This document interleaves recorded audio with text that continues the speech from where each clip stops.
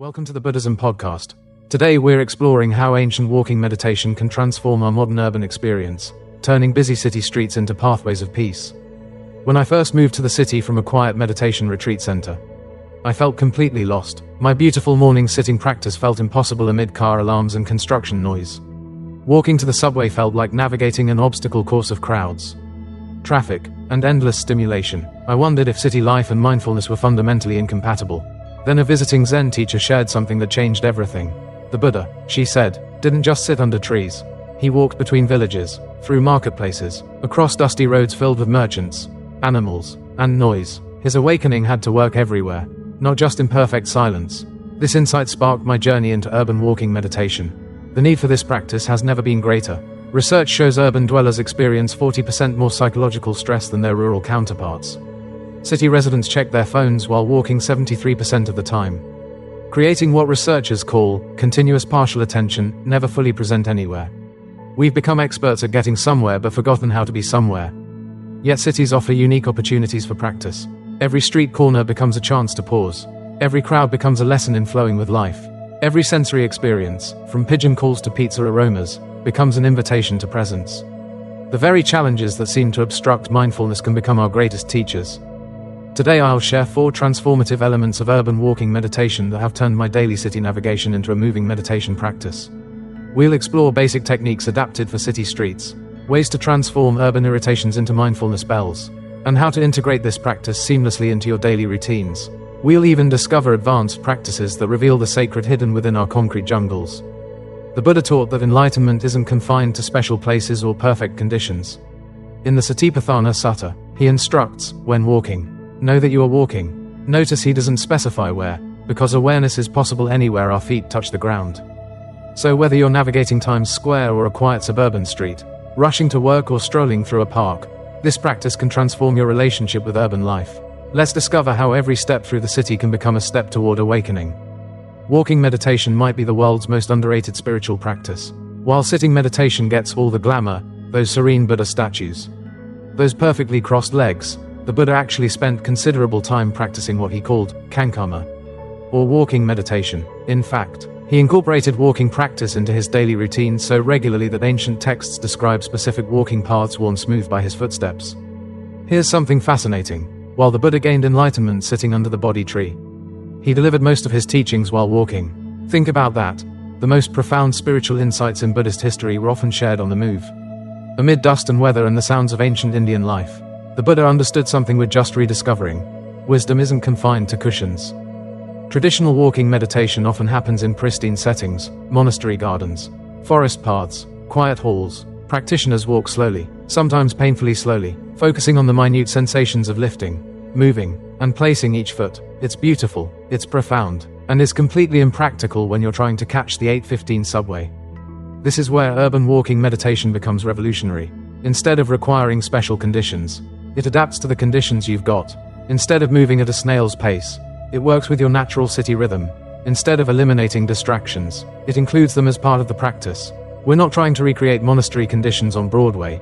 We're discovering that Broadway itself can be our monastery. The benefits of walking meditation are particularly suited to city life. Unlike sitting practice, which can leave you feeling disconnected from your body after a long day at a desk, walking meditation grounds you physically while calming you mentally. It moves stagnant energy, what traditional Chinese medicine calls qi, which tends to get stuck in our sedentary urban lifestyles. Best of all, it's instantly accessible. No cushion required, no special clothes, no app subscription, just you, your feet, and whatever patch of pavement you're traversing.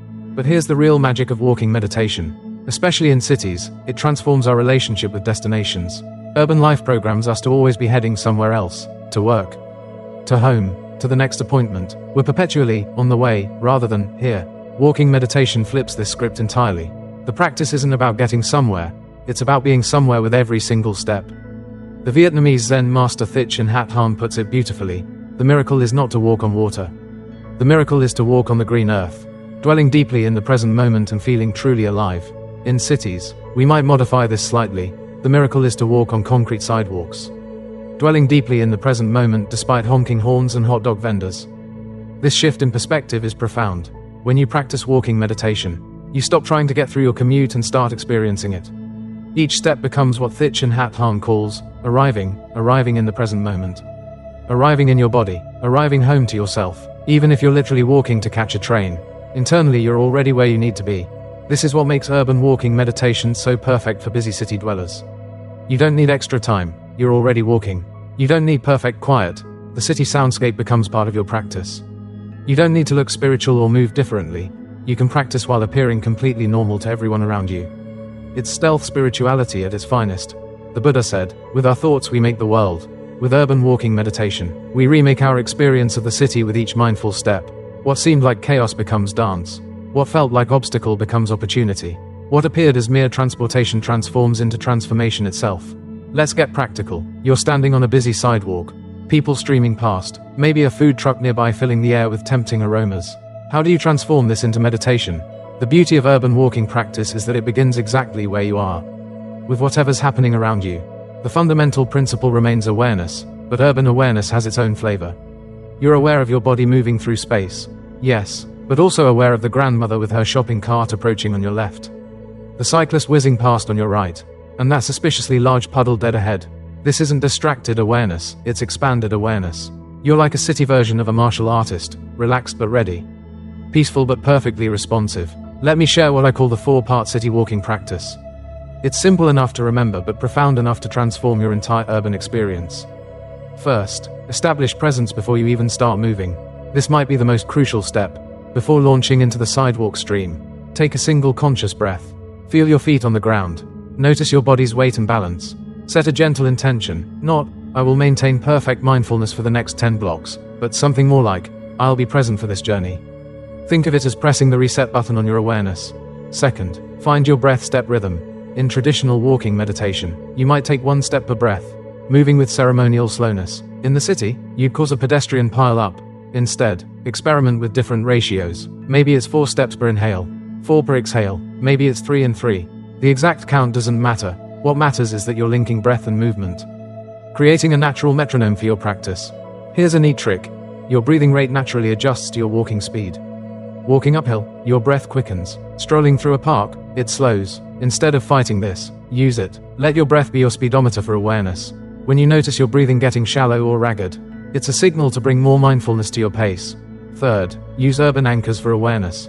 Cities are full of natural meditation bells if you know how to hear them. Traffic lights become perfect pause points, instead of fuming at the red light.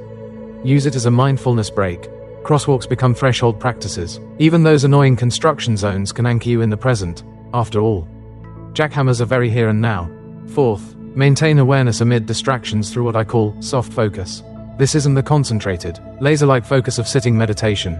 It's more like the awareness of a cat lounging in a sunny window, relaxed but alert. Taking in everything without fixating on anything. You're aware of the taxi honking without getting caught in annoyance. You notice the delicious coffee aroma without getting pulled into craving. You're in the city but not caught by it. Now let's talk about the 3-step awareness method. Perfect for crowded sidewalks. With each step, you cycle through 3 quick awareness points: body, breath, and environment. Step 1, feel your foot contact the ground. Step 2, notice your breath. Step 3, expand awareness to your surroundings. Then repeat: body, breath, environment, ground, air, space. This creates a rolling meditation that keeps you centered while fully engaged with your urban environment. What about when you have to stop suddenly because someone's checking their phone in the middle of the sidewalk? These interruptions aren't breaks in your practice, they're part of it. Use these micro pauses to check in with yourself. How's your breathing? Any tension in your shoulders? Can you find patience and even compassion for your fellow distracted urbanite? For particularly chaotic stretches, say, navigating through Times Square or crossing a construction zone, you might use a simple phrase or mantra synchronized with your steps. Peace with each step becomes peace, left foot, with right foot, each, left foot, step, right foot. The words give your mind an anchor when the sensory input threatens to overwhelm. And here's my favorite urban meditation technique: mindful waiting at traffic lights. Instead of seeing red lights as obstacles, treat them as meditation bells. When you see that red hand, let it remind you to stop not just your body but your rushing mind. Take 3 conscious breaths. Feel your feet on the ground. Notice the sky above the buildings. By the time the light changes, you've had a mini meditation retreat. The art here isn't perfection but gentle persistence. You'll lose awareness constantly, that's normal. The practice is in noticing you've drifted and gently returning. Lost in planning your afternoon meeting? No problem. The moment you notice, you're back. Caught up in sidewalk rage at slow walkers? That's okay. Recognition is the first step back to presence. This basic technique transforms city walking from mindless transportation to mindful practice.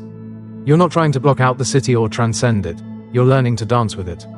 Step by conscious step. Here's where urban walking meditation gets really interesting, and honestly, kind of fun. Those very things that seem to sabotage our peace, they become our teachers. That taxi driver laying on his horn, meditation bell. That construction site blocking half the sidewalk, opportunity for creative awareness. That person who just stepped on your foot, a chance to practice loving kindness in real time. The Buddhist principle at work here is called taking obstacles as the path. It's like spiritual Aikido. Instead of fighting against difficulties, you redirect their energy into your practice. Cities provide endless opportunities for this transformation, if we're willing to play with them. Let's start with noise, the classic urban problem. Sirens, car alarms, those mysteriously loud conversations people have on speakerphones. City noise can feel like assault.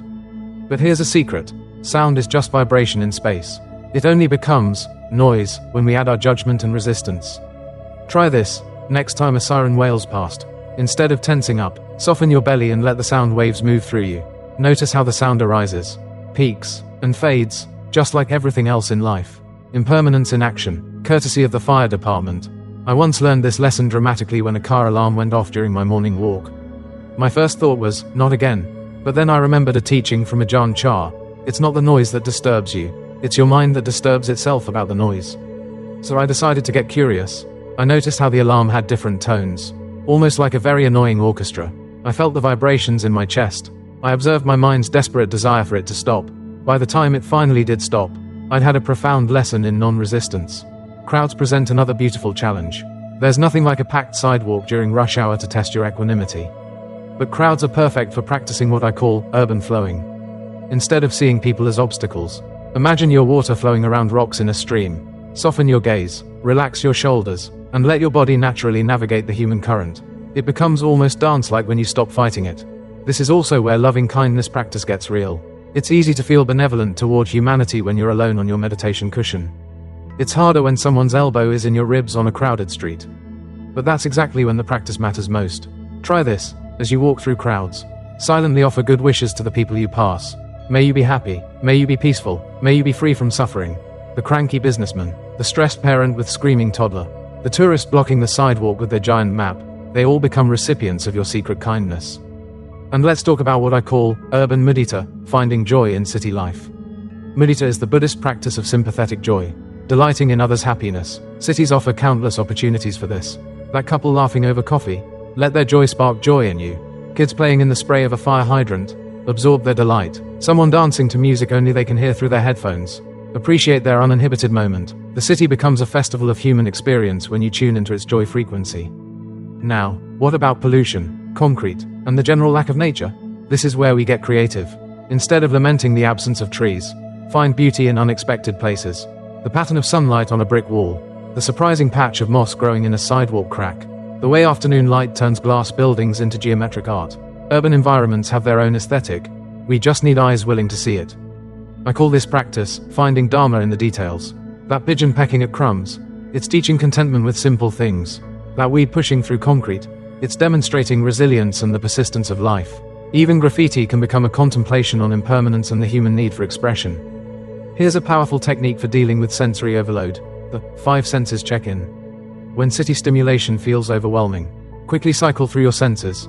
What do you see, hear, smell, taste, feel? This grounds you in direct experience rather than mental commentary about the experience. It's like hitting the refresh button on your awareness. We can even create what I call micro-sanctuaries while walking. That doorway you pass every day, make it a mindfulness checkpoint. The bench at the bus stop, your 3-breath meditation spot. The tree outside your office, your moment of natural connection. These tiny sacred spaces accumulate, creating an invisible network of peace throughout your daily routes. The transformation happens gradually. What once felt like urban assault becomes urban orchestra. What seemed like obstacles become opportunities. The city hasn't changed, your relationship with it has. And that's the real miracle of urban walking meditation. It doesn't require you to escape the city to find peace. It shows you that peace was hiding in plain sight all along, waiting between the horn honks and hurried steps. The million-dollar question isn't whether urban walking meditation works, it's how to make it stick when life gets busy. Which, let's face it, is approximately always in city life. The good news, this practice is like the ultimate life hack. It doesn't require extra time because you're already walking. You're just upgrading your walking from unconscious to conscious, from stressed to centered. Let's start with the obvious goldmine, your commute. Whether you walk to work, to the subway, or from the parking garage, this predictable daily journey is perfect for establishing a consistent practice. I like to think of my morning commute as my walking into the day meditation and my evening commute as my walking out of the day practice. Same route, completely different internal experience. Here's how to transform your commute. Pick a starting point. Maybe it's when you step out your front door or when you exit the subway station. Take one conscious breath as you cross this threshold.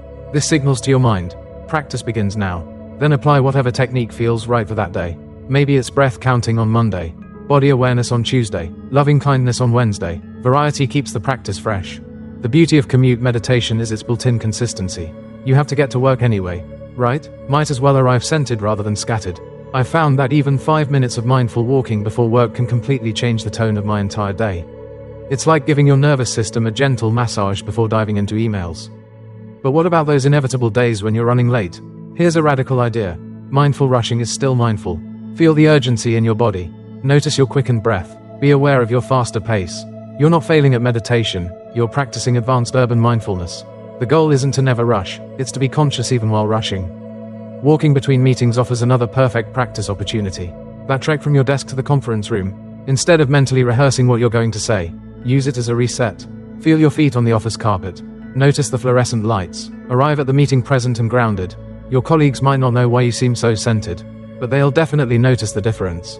The Buddhist concept of thresholds is particularly powerful for city practice. Every door you pass through becomes a chance to refresh your awareness. Entering a building, take a conscious breath. Leaving a store, notice the temperature change. These transitions are like natural chapter breaks in your day, offering countless opportunities to begin again. Here's my favorite integration trick, the mindful errand. Next time you walk to grab lunch or pick up dry cleaning, commit to being fully present for that single journey. Not thinking about what you'll do when you get back. Not planning dinner, just walking to get your sandwich with complete awareness. These mini pilgrimages transform mundane tasks into practice opportunities. Creating a consistent habit requires what behavior scientists call implementation intentions, specific if then plans. For example, if I see the blue mailbox on my street, then I'll take 3 conscious breaths. Or, if I'm waiting for the elevator, then I'll feel my feet on the ground. These tiny commitments accumulate into a robust practice. But let's be honest, some days you'll forget entirely. You'll arrive at work realizing you've been lost in thought the whole way. This is normal. The practice includes forgetting and remembering. Each time you remember to be mindful, you're strengthening your awareness muscle. Celebrate the remembering rather than berating yourself for forgetting. Now, about technology. Your phone can be either your biggest obstacle or your greatest ally. Yes, you could use a meditation app with walking programs. But I prefer simpler solutions. Set a gentle chime to ring at random intervals, reminding you to check in with your walking. Or use your step counter as a mindfulness cue, every 1,000 steps. Pause for presence. The key to integration is finding your own rhythm. Maybe you're a morning person who loves dawn walking practice. Maybe evening strolls help you decompress. Maybe lunch breaks are your golden hour. There's no right time, only the time that works for you. I know someone who practices what she calls dog walking dharma. Her daily dog walks have become moving meditation sessions. Another friend uses his kids' walk to school as family mindfulness time. The possibilities are endless once you start looking. The most important thing, start small. Commit to 1 mindful block per day. 1 single block where you're fully present to your walking. Once that feels natural, expand to 2 blocks, then maybe your whole commute. Like ripples on water, the practice naturally grows. Eventually, something magical happens. Mindful walking stops being something you do and becomes something you are. You find yourself naturally noticing your steps, spontaneously aware of your breath, effortlessly present to your journey. The city becomes your walking meditation bell, constantly inviting you back to presence. And that integration, that's when the practice really comes alive. Once you've got the basics down, once you can navigate a crowded sidewalk with awareness and turn a red light into a meditation moment, that's when things get really interesting. Advanced urban walking meditation isn't about perfecting technique, it's about letting technique dissolve into natural presence. It's the difference between playing scales and making music. The Zen tradition has this beautiful concept called just walking. Not walking to get somewhere, not walking to practice mindfulness, not walking with any agenda at all, just walking. In a city, this becomes almost revolutionary. Imagine moving through Manhattan or London with no more purpose than a cloud drifting across the sky. You're still heading to your destination, but internally, you've let go of the desperate need to arrive. I discovered this accidentally one day when I got splendidly lost in a neighborhood I thought I knew. Instead of panicking or immediately checking my phone, I decided to just walk. No destination, no timeline, just pure movement through urban space. Buildings became mountains, streets became valleys, and I was just another creature moving through the landscape. It was one of the most profound meditation experiences I've ever had. Right in the middle of downtown. Advanced practice also means expanding your awareness to include the entire urban ecosystem. You're not just aware of your own steps anymore. You're aware of how your movement harmonizes with everything around you. You sense the rhythm of traffic lights, the pulse of rush hour, the breathing of the city itself. You become like a jazz musician, improvising your movement within the greater urban composition. Here's where environmental mindfulness comes in. As you walk, you might notice which streets have trees and which don't.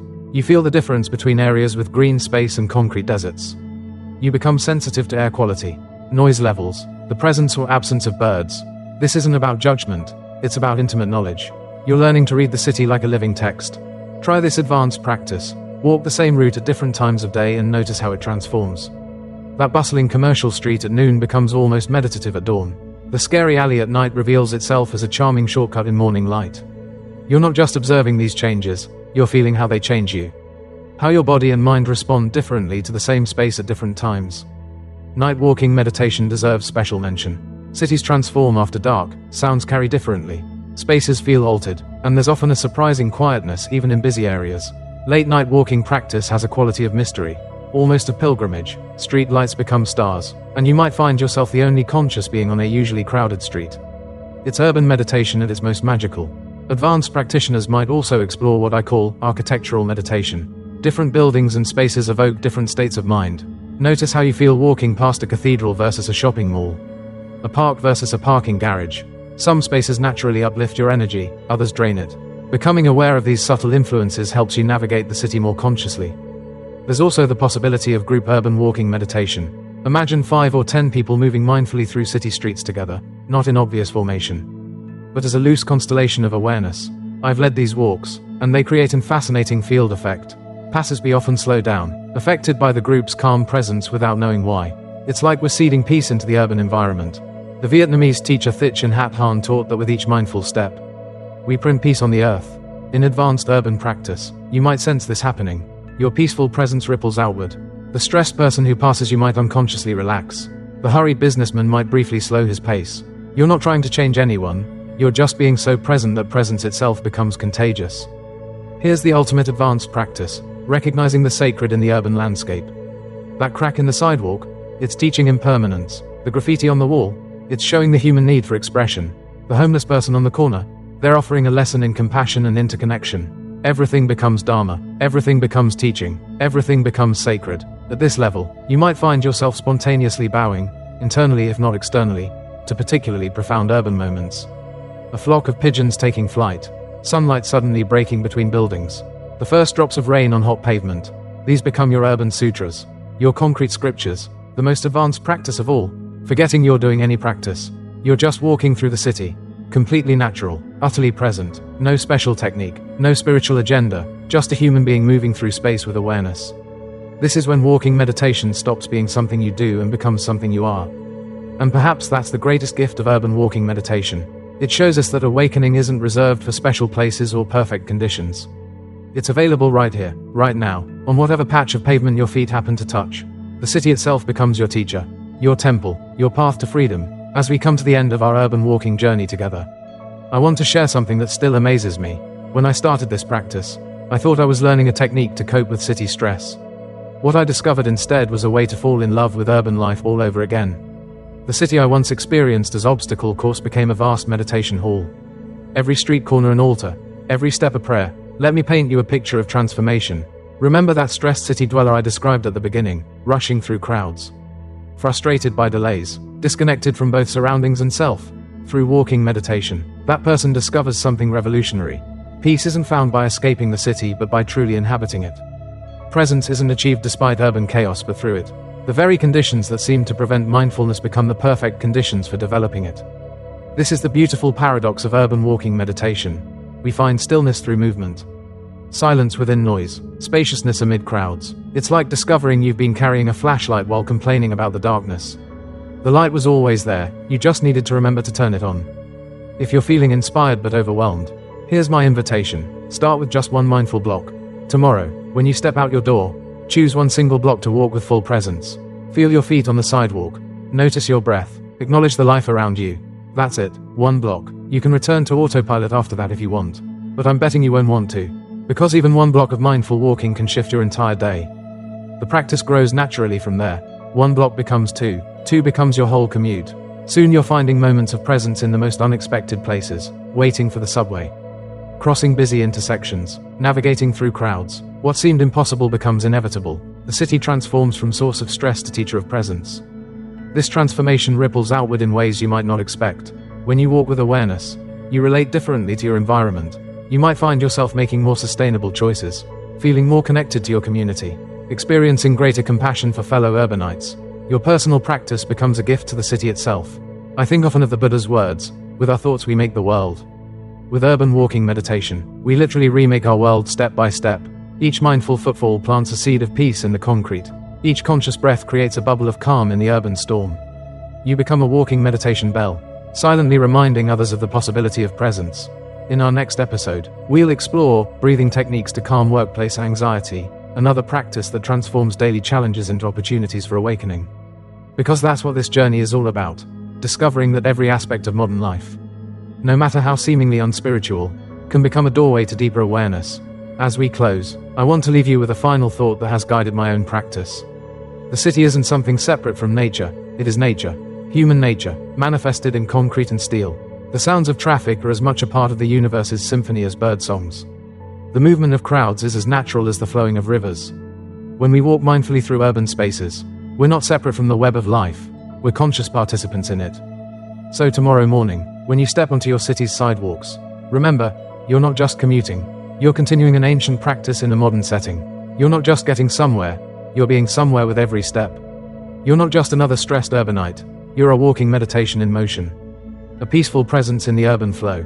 Every step is a chance to arrive home, not to your physical destination, but to the home of present moment awareness that travels with you wherever you go. The city streets are calling. Your feet know the way. All that's left is to begin. May your urban paths be peaceful.